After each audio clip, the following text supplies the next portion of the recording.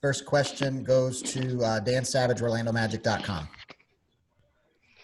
Cliff, as you came out of the game yesterday, how well are you guys on the injury front, and how's Wes doing? Wes is doing better and feels a lot better today. So, we'll see how he feels tomorrow morning. And everybody else was fine. We didn't do a ton of, in practice. We did some offense. Everybody was able to do it. And I would say that everybody would be available tomorrow night. Chris Hayes, Orlando Sentinel.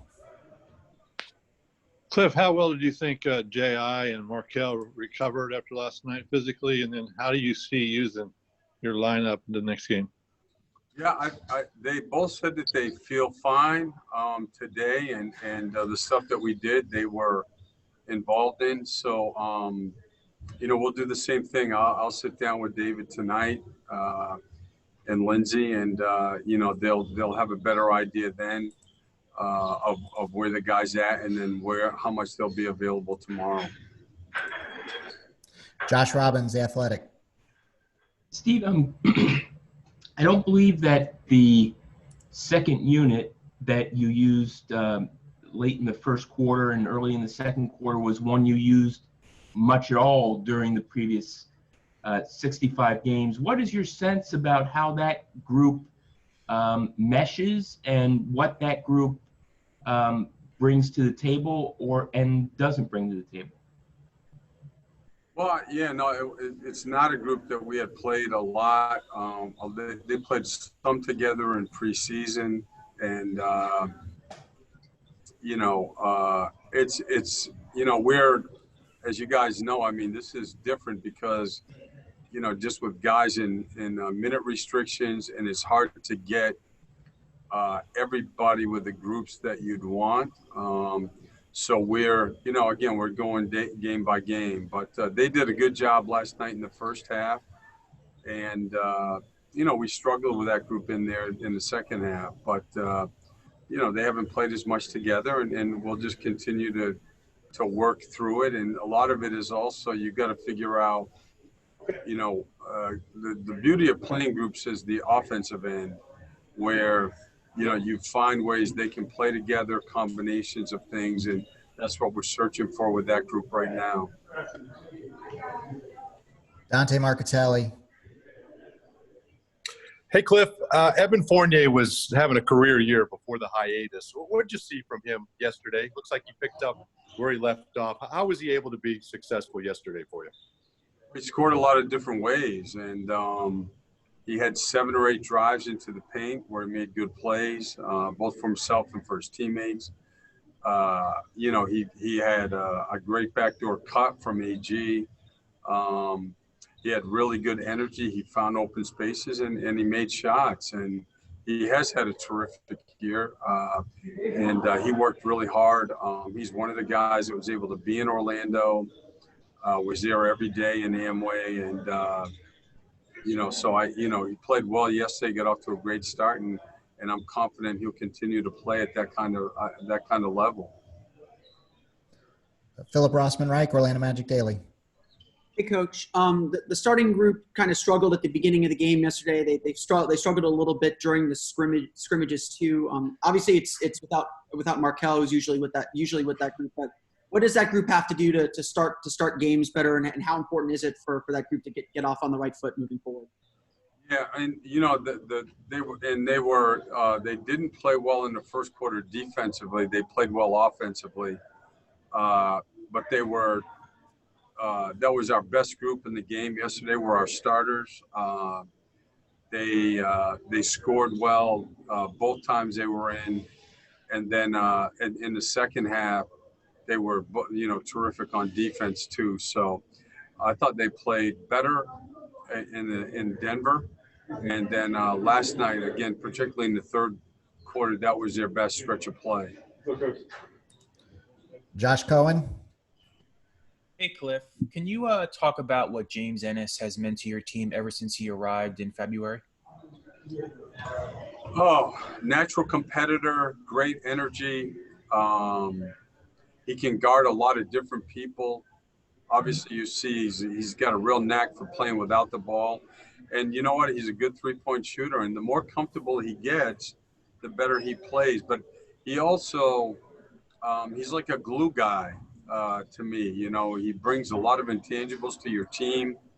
He likes to be in the gym. He likes to work. And he's like MCW. He just has a natural intensity that's contagious for the other guys. Eric Wilson, 1070. Hey, Coach. Good morning. Just wanted to ask you. Last night you definitely ran 13 guys out there. Are you going to continually do that to keep guys fresh throughout this season? I don't know how many, but it will. With 8 games and 15 nights, it'll definitely. I don't see us being able to stay with a rotation of 9. I think it'll be 10, 11 guys every night, and guys got to stay ready. Actually, the guys that didn't play as much last night are in there playing 3-on-3 right now. But I think that's the way this stretch will be. 2 weeks, 8 games, no travel, which is nice, but it's still playing that many games, and everybody's got at least one set of back-to-back. So I definitely see the playing groups being bigger, larger. Back to Josh Robbins. Steve, I know you don't do anything with social media, Twitter, all that stuff, but Jonathan's decision yesterday to stand during the anthem, not wear a Black Lives Matter t-shirt, is something that's talked about over and over again. My question is, with the scrutiny he has faced and likely will face, what do you know about him that gives you a sense that he's ready to withstand that kind of scrutiny?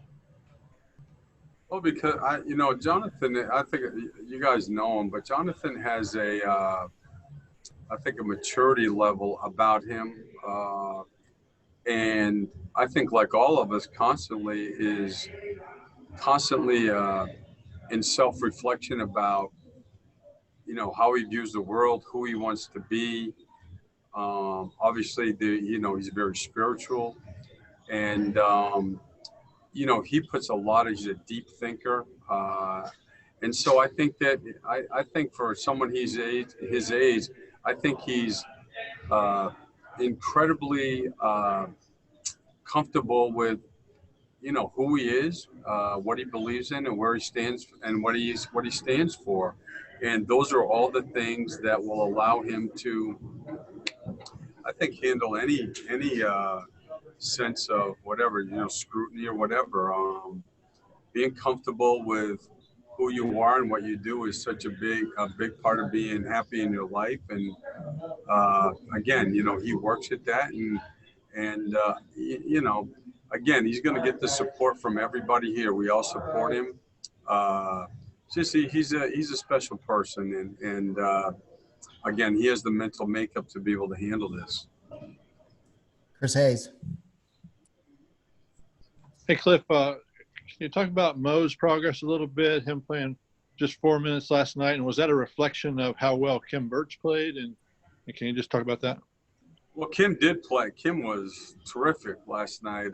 Kim does all the little things that help your team function well when he's in there. But, I had a long talk with Mo yesterday, and, it's just a question of, his conditioning level. And he's in there playing right now. He did a good job this morning in practice. His time will come. It's just, again, we're going to be, careful with him. We have to be smart about it. He understands. This is not. He's not playing because I've lost confidence in him or anything like that. Nothing, nothing about Mo has changed in my mind. It's just he's not in a place physically where he's going to be able to go out and play the 16, 18 minutes a night that he was playing before.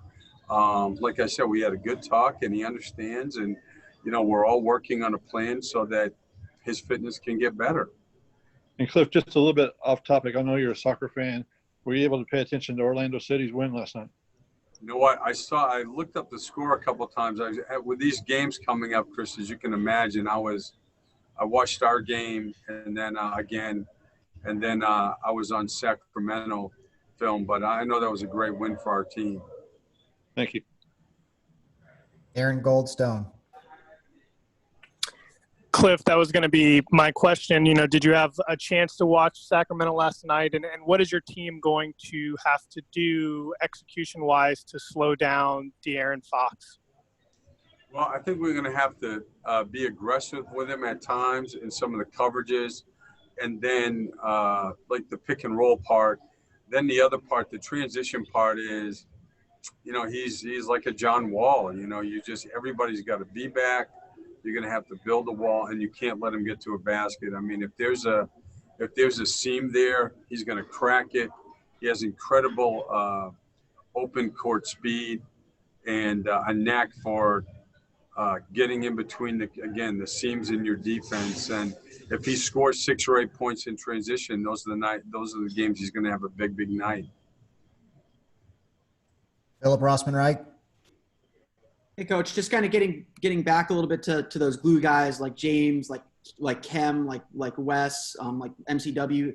With all the games kind of bunched up the way they are, how important is the contribution from those guys to kind of keep the team's energy up and keep the team pushing forward? I mean, it felt like Kem really changed the tone of the game defensively yesterday. Yeah, no, Kim his pick and roll defense was terrific, and his screening was, what was part of the edit today was the screening piece, which we've done a lot better with, and he's a terrific screener. So, but to get back to all those guys, you have to have those guys to win. Again, 8 games in 15 nights is a bear, and it still gets back to which team has more readiness to play, which team puts more into it, has a big advantage, and you've got to have those guys, those kind of energy, intangible guys that you can count on to play well every night.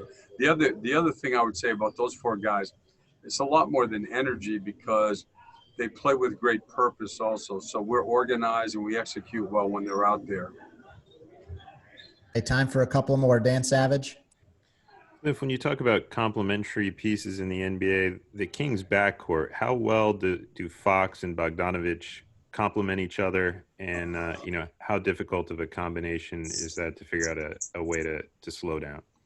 Oh, difficult. And then, they come in with the way they're playing right now. I mean, they're bringing Buddy Hield off the bench and Corey Joseph, who's obviously a terrific player. So they have, very younger players, but very talented. And they do mesh well together.